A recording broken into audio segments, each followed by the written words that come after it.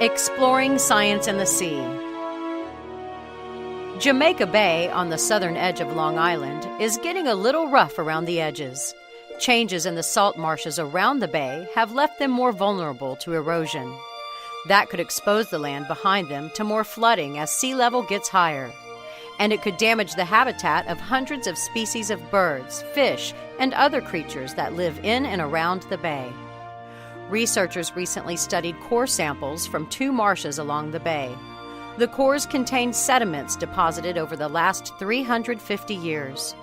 The scientists found markers in the sediments to help them establish when each layer was deposited.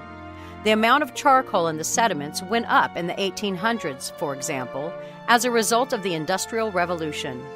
And the amount of zinc went up in the early 1900s, as a wastewater plant began dumping treated sewage into the bay. The cores showed that the amounts of dirt, sand, and other solid particles entering the marshes in the bay have dropped over the last century as a result of urban development. At the same time, the amount of organic sediment in the area, material produced by living organisms, has gone up. But that material isn't as stable as the sand and dirt. That's led to increased erosion of the marshlands.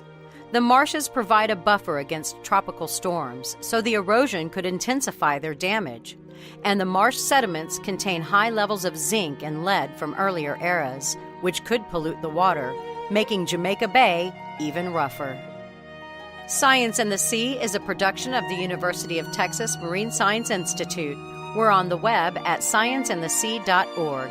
I'm Holly Brawley.